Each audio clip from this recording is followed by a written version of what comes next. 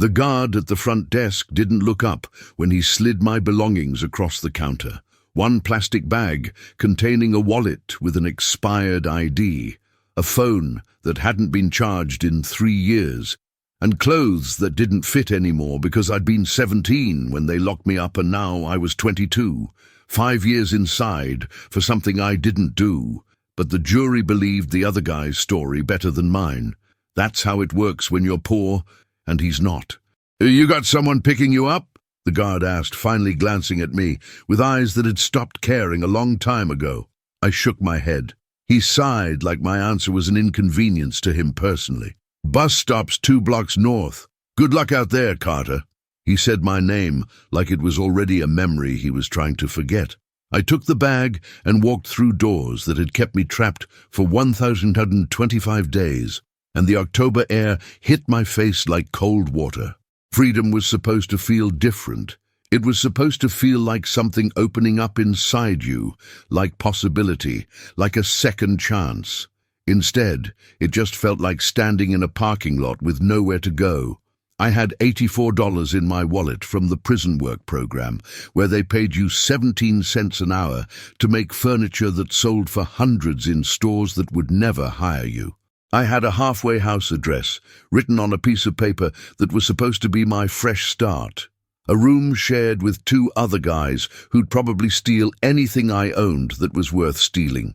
And I had a voicemail on my phone that I'd listened to 4 times since they gave it back to me, trying to make sense of words that didn't seem real. "Mr. Carter Ellis, this is Margaret Doyle from Doyle and Associates. I'm calling regarding an estate matter. You're listed as the sole beneficiary of property belonging to Helen and Robert Ellis. Please contact our office at your earliest convenience." Helen and Robert Ellis. My mother's parents.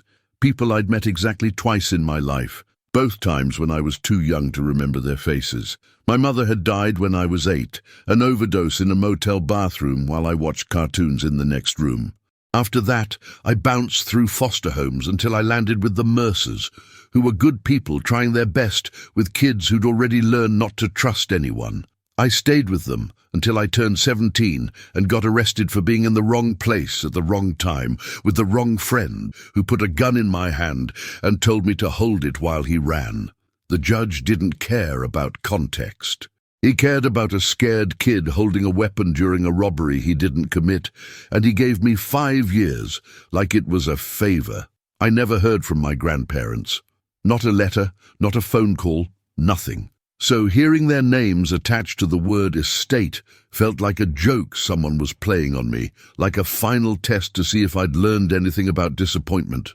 I called the number from a payphone outside a gas station because my cell didn't have service yet, feeding quarters into the slot while trucks roared past on the highway.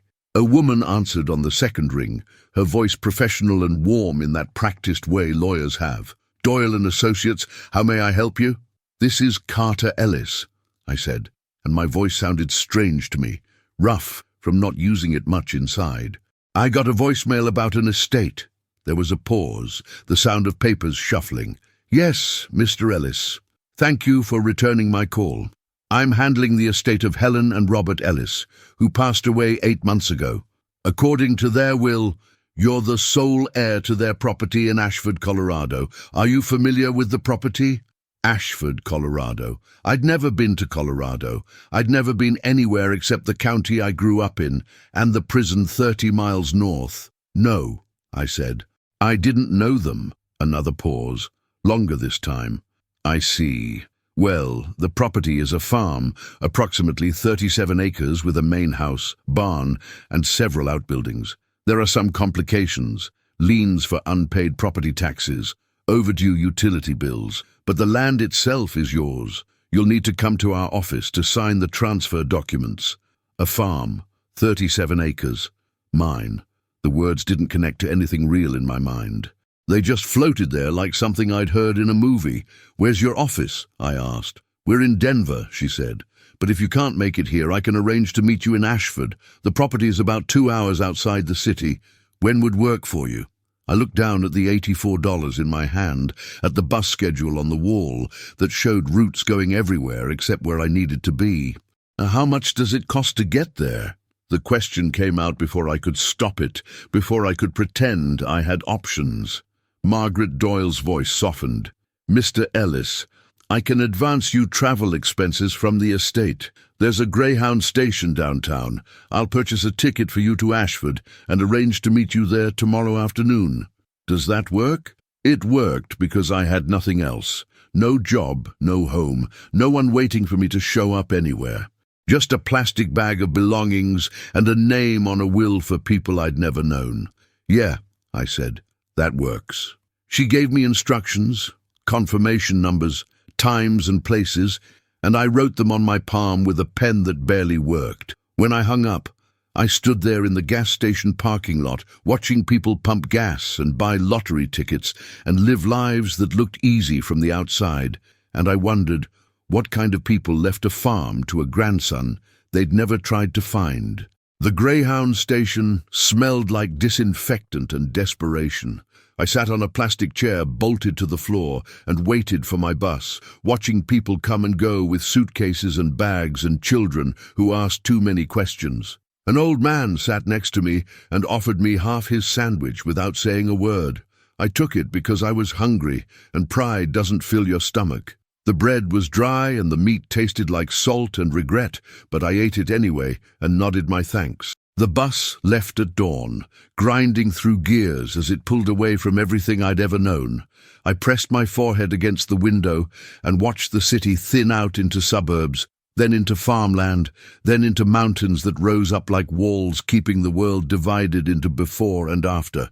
Colorado was different than I'd imagined, bigger and emptier, with sky that went on forever and roads that cut through landscape that looked like it had never been touched by anything human.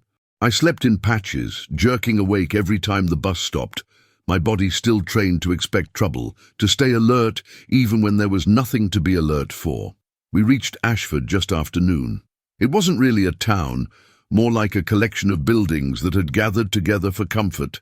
A gas station, a diner, a post office, and a general store with a sign so faded you could barely read the name.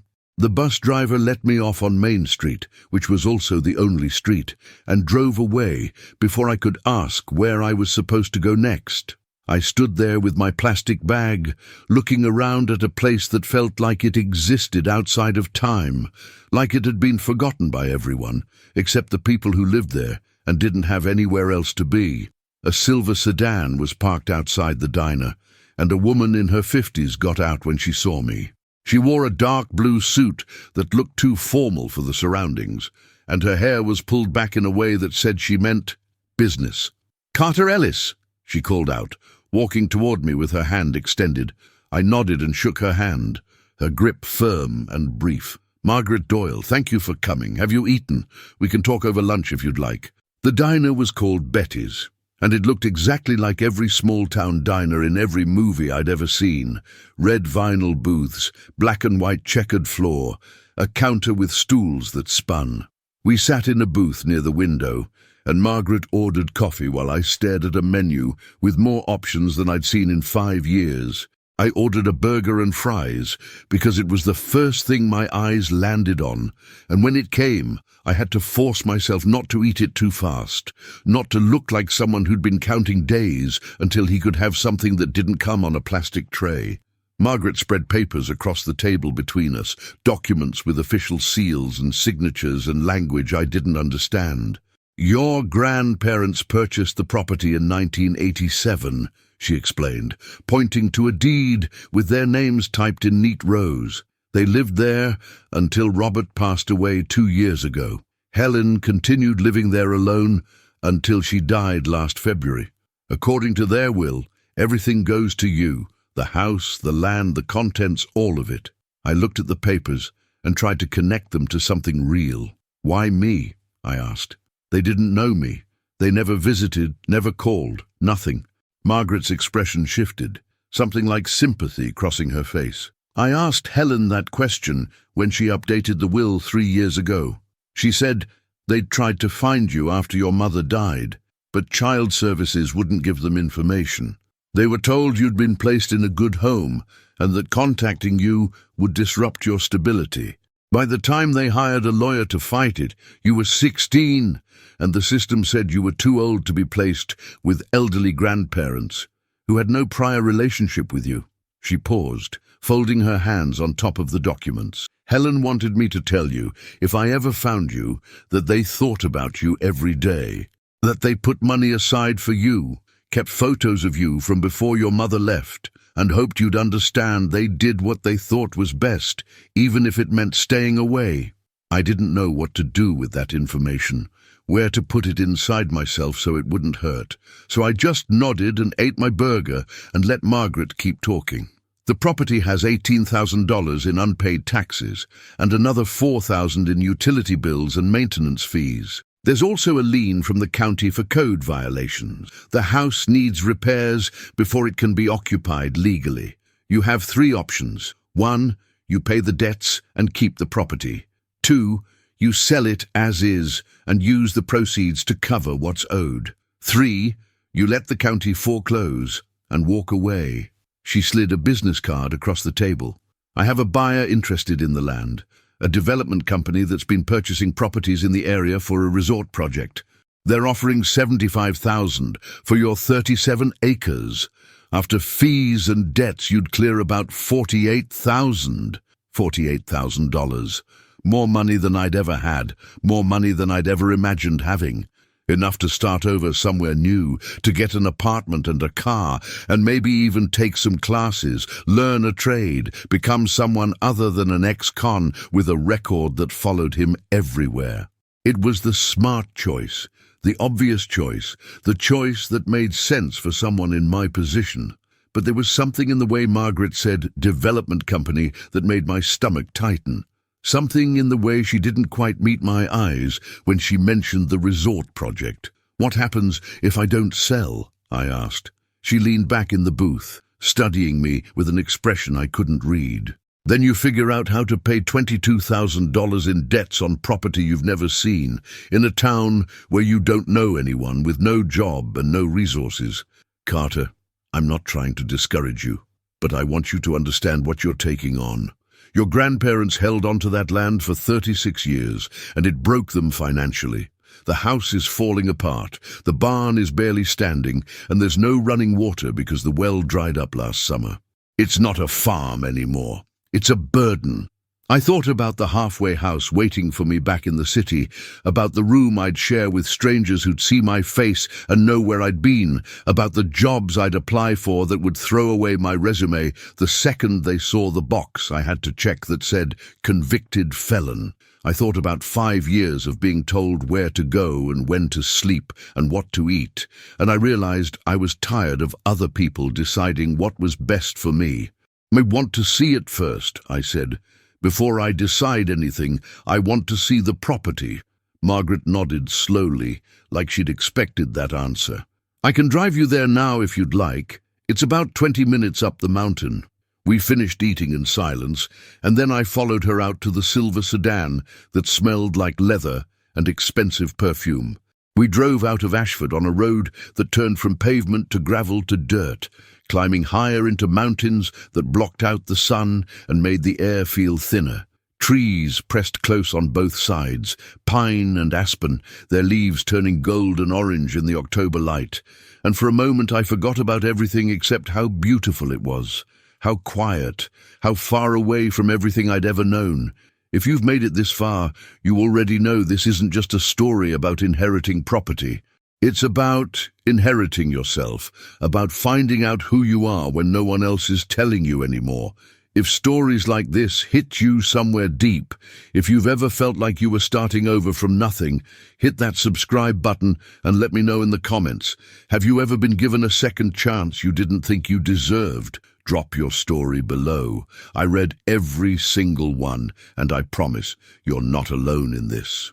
Now let's get back to that mountain, because what I found at the top wasn't just a farm. It was a choice that would change everything. The mailbox appeared first, leaning at an angle like it had given up trying to stand straight. The name Ellis was painted on the side in letters that had faded to ghosts, barely visible under rust and weather damage. Margaret turned onto what might have been a driveway once, but now looked more like a suggestion, two tire tracks separated by weeds tall enough to scrape the underside of her car. We drove slowly, branches scratching against the windows, until the trees opened up and I saw it. The house sat in a clearing surrounded by mountains on three sides, a two-story structure with white paint peeling in long strips, and a porch that sagged in the middle, like a broken spine. The roof was missing shingles in patches, and one of the upstairs windows had been boarded over with plywood that had warped and split. Behind the house, a barn leaned dramatically to the right, its red paint almost entirely gone, exposing grey wood underneath that looked soft with rot. There were other buildings too, scattered across the property like abandoned thoughts, a chicken coop with no door, a shed with a caved-in roof, a structure I couldn't identify that might have been a workshop or a garage before time, and neglect had erased its purpose. Margaret put the car in park, but didn't turn off the engine. "This is it," she said quietly. "Your grandparents' farm." I got out without responding, my shoes crunching on gravel and dead leaves, and walked toward the house.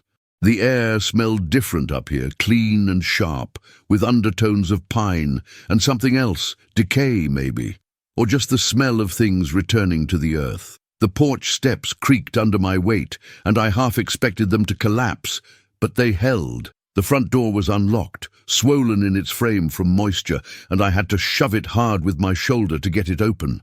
The inside was worse than the outside. The living room was filled with furniture covered in sheets that had turned grey with dust, and the floorboards were warped and stained with water damage from leaks in the roof. There was a fireplace with ashes still in it from the last fire someone had built, and above the mantel, a rectangle of lighter wallpaper where a mirror or painting had hung for so long it left a shadow when it was removed.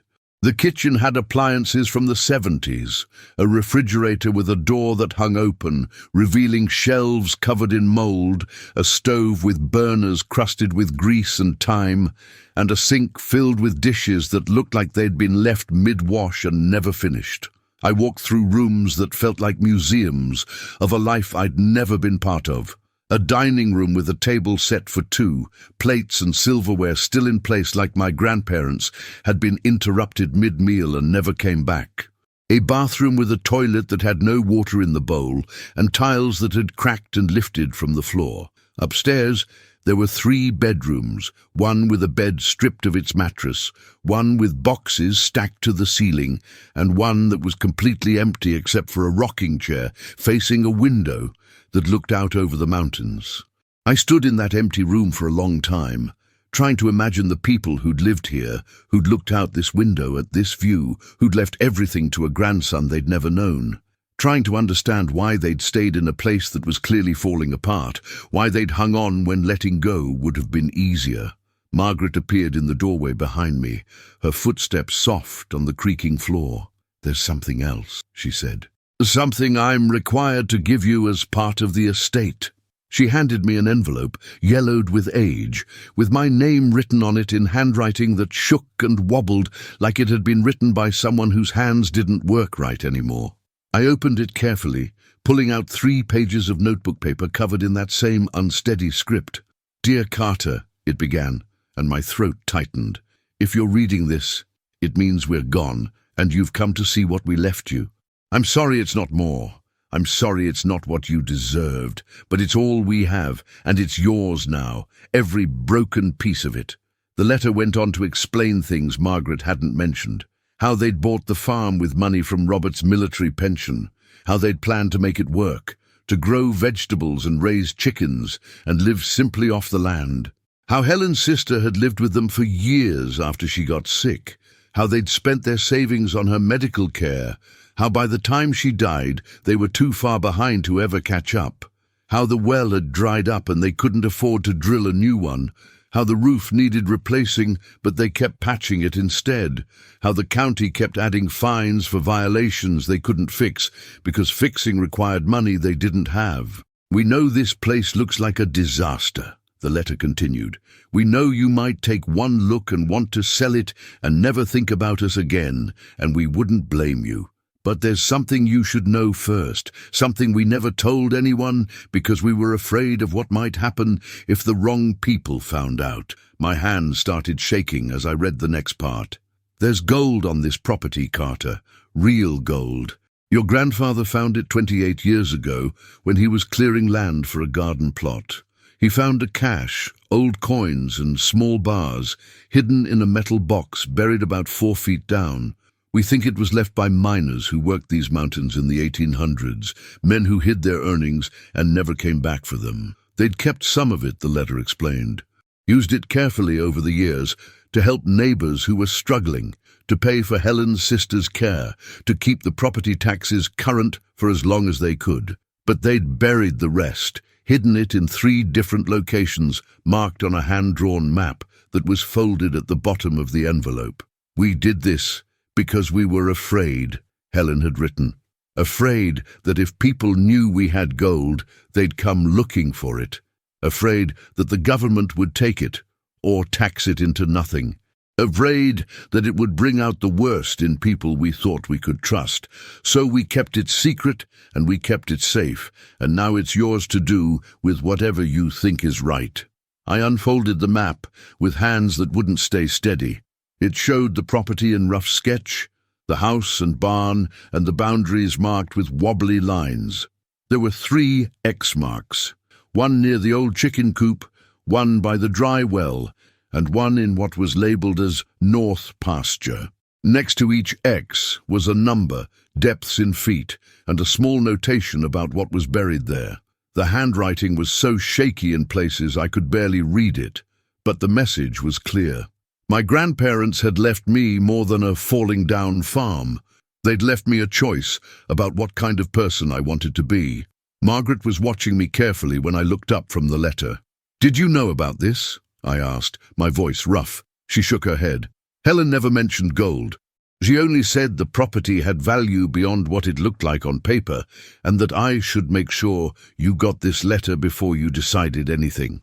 I folded the map and put it back in the envelope with the letter, then slid it into my jacket pocket. My mind was racing, trying to calculate how much gold there might be, what it could be worth, whether it could actually save this place, or if it was just enough to tease me with possibility before reality crushed it. "I need time," I said.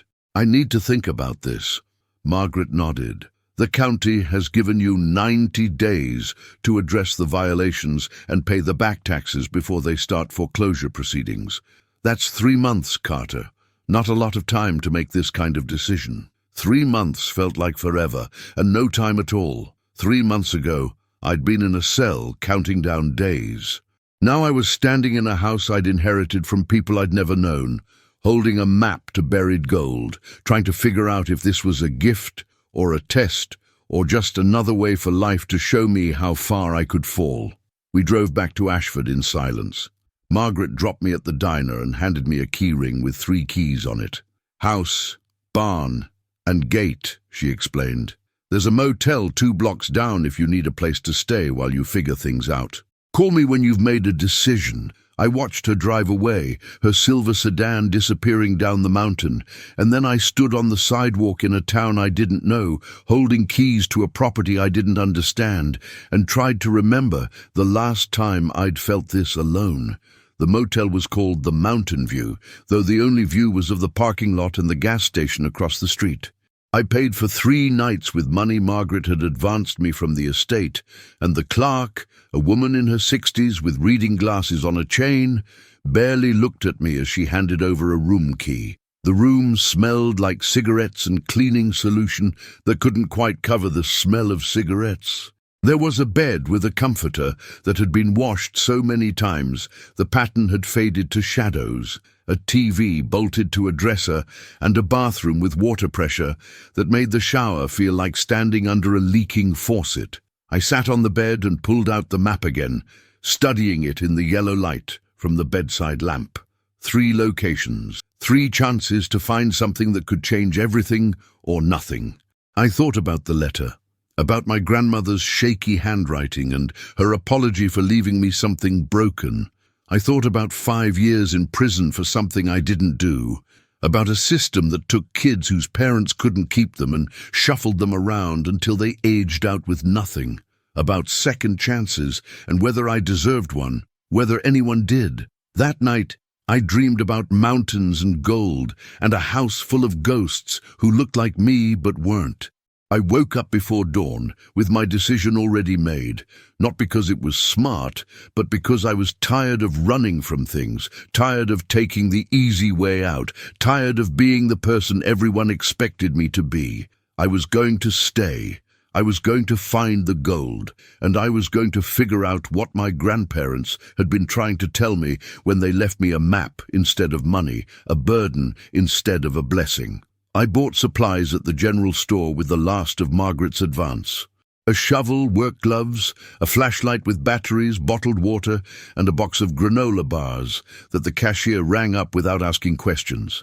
He was younger than me, maybe 19, with a name tag that said Josh, and eyes that lingered on my face like he was trying to place me. "You staying in town long?" he asked as he bagged everything. I shrugged. "Depends." He nodded, like that answer made sense, like people showed up in Ashford all the time without explanations and left the same way. "Well, if you need anything else, we're open till 8 most nights." I thanked him and left, walking back to the motel with supplies that felt heavier than they should have. The sun was just clearing the mountains when I drove Margaret's borrowed car back up to the property.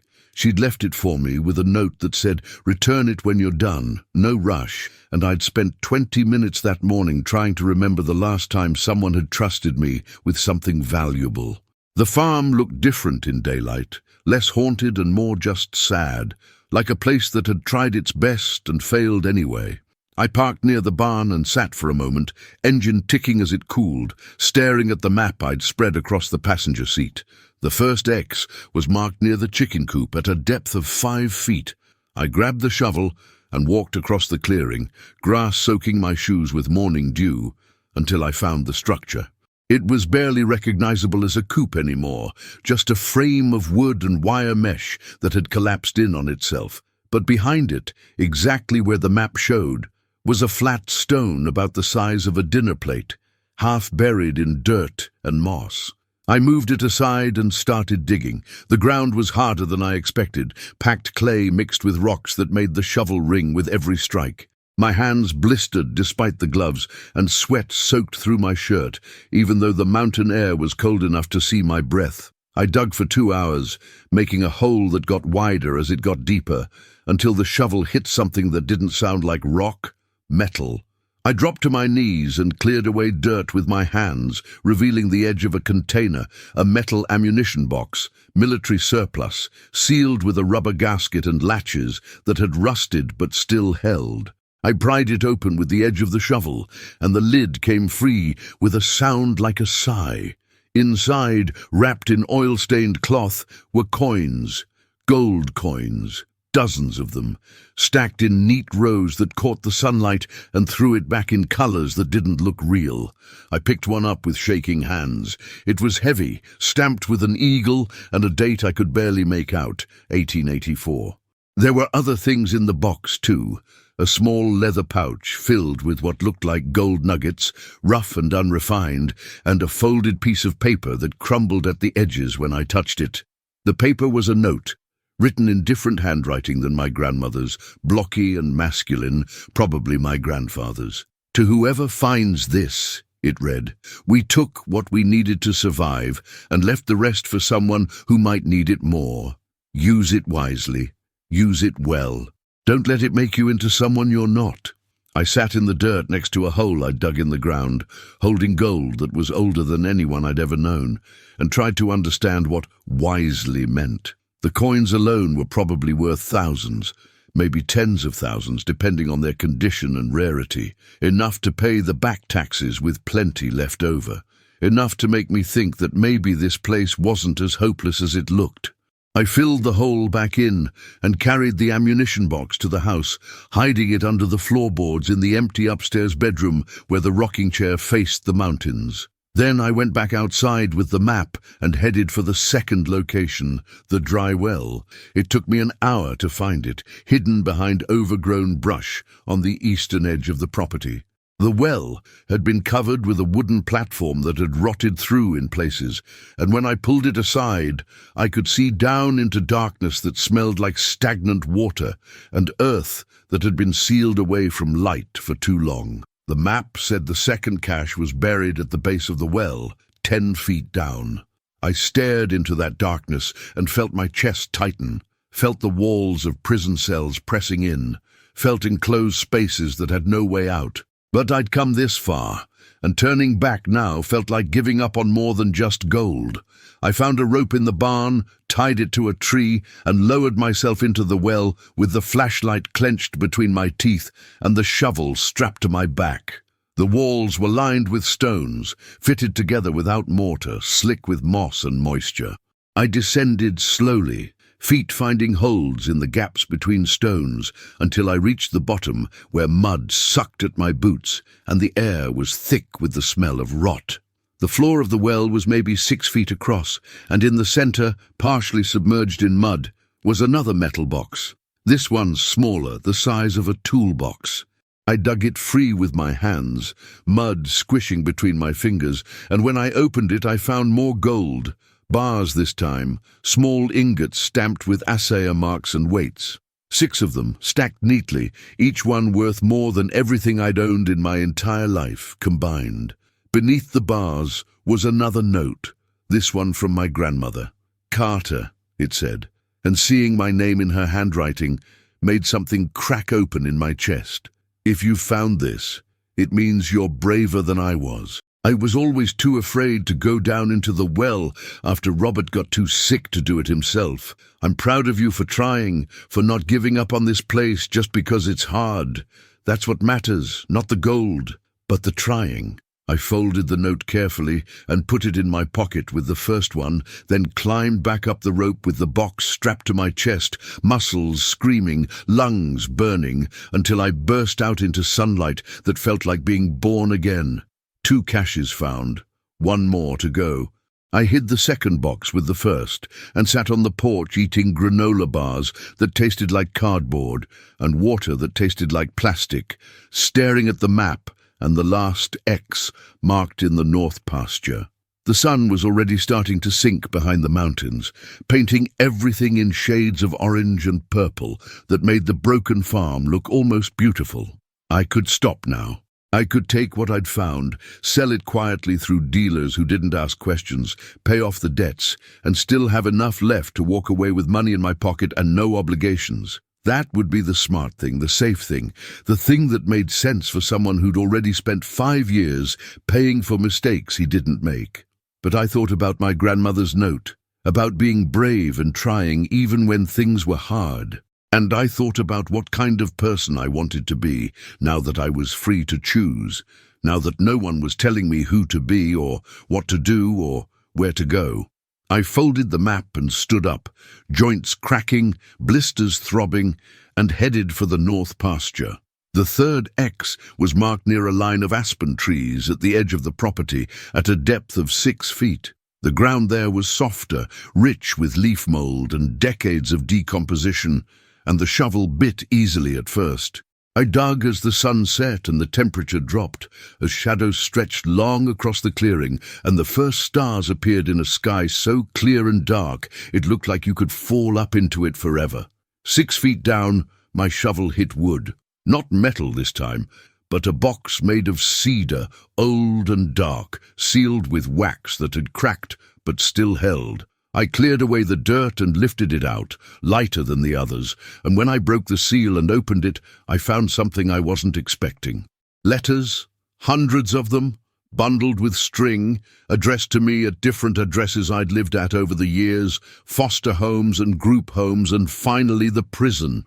Every single one stamped, "Return to sender," or "Address unknown," or "Undeliverable." My grandparents had written to me for 19 years, and not a single letter had reached me. I sat in the hole I'd dug and opened one at random, dated 3 years ago. "Dear Carter," my grandmother had written, "today would have been your 19th birthday.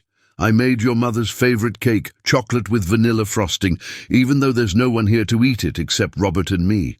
We talked about you, wondered where you were, what you looked like, whether you were happy. I hope you're happy, sweetheart. I hope someone is taking care of you the way we couldn't. I hope you know we never stopped loving you, even though we never got to show you." The letter went on, talking about the weather and the farm and a deer that had eaten her garden, mundane things written by someone who just wanted to be heard by someone who'd never had the chance to listen. I read letter after letter, as full darkness fell and the temperature dropped below freezing, as my fingers went numb and my vision blurred with tears. I didn't bother wiping away. Letters about birthdays and holidays and ordinary days when nothing happened except they thought about me. Letters about their regrets, their hopes, their wish that they could have done more, been more, tried harder to break through walls the system had built to keep us apart. And in every letter, in every line, was a kind of love I'd never experienced before, patient and persistent and unconditional, love that kept showing up even when it wasn't wanted or received or acknowledged. At the bottom of the box, beneath all the letters, was a photograph. 3 people standing in front of the house when it was still white and straight and whole. A man and a woman in their 50s, with a little girl between them, maybe 4 years old, with dark hair and a gap-toothed smile. My mother and her parents, my grandparents, looking at the camera like they had no idea how quickly everything would fall apart, how soon they'd lose her, how long they'd spend trying to find the grandson they'd never get to meet. I turned the photo over. On the back, in my grandfather's handwriting, it said, "The 3 of us before." Just that. Before. Like everything that came after was just aftermath, just living in the shadow of a loss they never recovered from.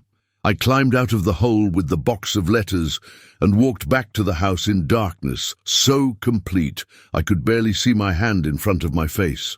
I built a fire in the fireplace with wood I found stacked in the barn, and I sat on the floor surrounded by letters and gold and the ghosts of people who'd loved me from a distance, and I finally understood what they'd been trying to give me.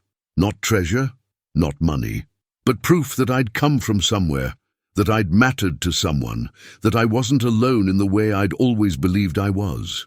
I spent that night reading every letter by firelight, letting their words sink into places inside me that had been empty for so long I'd forgotten they existed. My grandmother wrote about ordinary things, the changing seasons, repairs they couldn't afford, neighbors who'd stopped by with casseroles when Robert got sick. But underneath the ordinary was something else, a steady current of love that had nowhere to go except onto paper, into envelopes that came back unopened, into a box buried in the ground where it waited for someone to find it. My grandfather's letters were shorter, more practical, but no less full of feeling. He wrote about the farm, about what he'd hoped it would become, about his failures and regrets. "I thought I could make this place into something," one letter said. "Something to pass down, something that would last. But I was stubborn and proud, and I held on too long to things I should have let go. Don't make my mistakes, Carter. Know when to fight and when to walk away." As dawn broke through the windows, painting everything in shades of grey and gold, I made my decision. Not because of the treasure I'd found, though that was part of it, but because of the letters, because of the proof that someone had tried, that someone had cared, that I'd been loved even when I didn't know it. I was going to stay. I was going to save this place. Not because it made financial sense or because it was easy, but because walking away now would mean all their trying, all their hoping, all their love had been for nothing. And I couldn't do that to them, even if they were gone. I couldn't do that to myself. The next 3 months were the hardest work I'd ever done. I sold some of the gold coins through a dealer in Denver who Margaret connected me with, a man who asked no questions and paid in cash that I used to pay off the county liens and back taxes. I kept the rest hidden, the bars and the remaining coins and the nuggets, emergency reserves for repairs I couldn't afford yet. I hired contractors from Ashford to fix the roof, replace rotted floorboards, install a new well pump after we drilled down and found water at 200 feet. The house slowly transformed from ruin to something livable, Walls patched and painted, windows replaced, the porch rebuilt so it no longer sagged like a broken promise. Daniel Pritchard would have been proud of what I learned. I'd taught myself carpentry from YouTube videos, watched on a phone with spotty service, taught myself plumbing by trial and error and trips to the hardware store where Josh stopped asking questions and started offering advice. I learned which woods grew best in mountain soil, which repairs could wait and which ones couldn't, how to winterize pipes and fix a generator and coax heat from a wood stove that had sat cold for years. The work was exhausting and endless, but it was mine. Every nail I drove, every board I replaced, every problem I solved was proof that I was capable of something more than the system had told me I was worth. People in town started to recognize me, started to nod when I walked into Betty's diner for coffee and breakfast. The woman who ran the general store, whose name I learned was Susan, started setting aside supplies she thought I might need. Work gloves when mine wore through, sandpaper, nails, a winter coat when the temperature dropped, and she noticed I only had a thin jacket. "Your grandfather was good people," she said, when I tried to thank her. "Helped my husband when his truck broke down one winter, drove him 40 miles to a job interview he couldn't miss. We don't forget things like that around here." And I started to understand what my grandparents had built that was bigger than the farm. A kind of community safety net where people remembered kindness and tried to pay it forward when they could. By December, the house had heat and running water and a roof that didn't leak when it snowed. I'd cleared the barn enough to use it for storage and workshops, and I'd started planning what to do with the land come spring, whether to plant crops or raise animals or just let it return to forest. I still didn't know. I was figuring it out as I went, making mistakes and learning from them, asking for help when I needed it and accepting it when it was offered. I was learning how to be part of something instead of always apart from it. On Christmas Eve, I sat on the porch wrapped in the winter coat Susan had given me, watching snow fall across the mountains in sheets of white that erased the world and made everything new. I thought about where I'd been a year ago, counting down days in a cell, believing I had nothing and no one, and I thought about where I was now, on a farm I'd inherited from grandparents I'd never known, in a town that was slowly becoming home, with enough gold hidden under my floorboards to keep me going for years if I was careful. I thought about the letters I'd read and reread until I'd memorized whole passages, about the love that had been waiting for me in the ground, patient and persistent, until I was ready to find it. Margaret called that evening, her voice warm through the phone's static. "Merry Christmas, Carter. How are you holding up?" I looked around at the house with its mismatched furniture and patched walls, at the fire burning in the fireplace, at the windows that finally kept out the cold. "I'm good," I said, and meant it for maybe the first time in my life. "Really good." She was quiet for a moment. "Your grandparents would be proud of what you've done. I hope you know that." I did know it. I felt it in the walls I'd repaired, in the land I was learning to care for, in the choice I'd made to stay when leaving would have been easier. "Thank you," I said, "for everything, for finding me, for giving me the letter, for trusting me with all of this." "You trusted yourself," she said. "That's the part that matters." After we hung up, I pulled out the photograph I'd found in the cedar box, the one of my mother and grandparents standing in front of the house before everything fell apart. I'd framed it and hung it above the fireplace, and sometimes I'd catch myself talking to it, telling them about my day, about the repairs I'd finished or the problems I was trying to solve, telling them I was okay, that I'd figured it out, that their love hadn't been wasted. That night, I made a promise to the faces in the photograph and to myself. I promised I'd keep trying, keep building, keep showing up for this place and this life they'd given me. I promised I'd use what they'd left me, the gold and the land and the lessons, to become someone worthy of their faith, someone who helped instead of took, who built instead of destroyed, who loved instead of ran away when things got hard. The snow kept falling, soft and silent, covering the farm in white that sparkled under starlight. And somewhere in the quiet, in the crackle of the fire and the whisper of wind through pine trees, I could almost hear them, my grandparents, telling me they were proud, telling me I'd done good, telling me I was exactly where I was supposed to be. I don't know if that's true or if it's just what I needed to believe. But sitting there on Christmas Eve in a house I'd saved with treasure I'd dug from the ground and love I'd found in letters that were never delivered, it didn't matter. What mattered was that I'd stopped running. I'd stopped believing I was nothing. I'd stopped letting other people tell me who I was supposed to be. I was Carter Ellis. I was 22 years old. I owned a farm in the mountains of Colorado. And for the first time in my life, I belonged somewhere. Not because someone placed me there or because I had nowhere else to go, but because I'd chosen it, because I dug deep, literally and figuratively, and found something worth holding on to. The gold had saved the property, but the letters had saved me. They'd shown me that love doesn't always look like what we expect, that sometimes it's patient and quiet and waits in the ground until we're ready to find it. That family isn't always the people who raised you. Sometimes it's the people who tried to reach you across impossible distances and never gave up, even when they had every reason to. As the fire died down and the house settled into its nighttime sounds, I thought about the future, about spring planting and summer repairs, about learning to live in a place where winter was hard and neighbors were few but genuine. About the gold still hidden under the floorboards, insurance against disaster, but also responsibility, a reminder that wealth means nothing if you don't use it to make things better. I thought about my grandparents and the community they'd quietly supported, the loans they'd given, the help they'd offered, the way they'd turned something valuable into something meaningful. And I decided that's what I'd do too. Not all at once, not recklessly, but carefully and intentionally the way they had. I'd help when I could, give when it made sense, build something that lasted longer than me. The reformatory had taught me how to survive. Prison had taught me how to endure.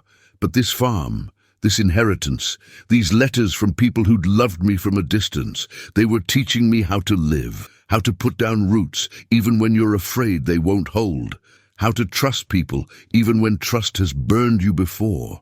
How to believe you're worth something, even when the world has spent years telling you you're not.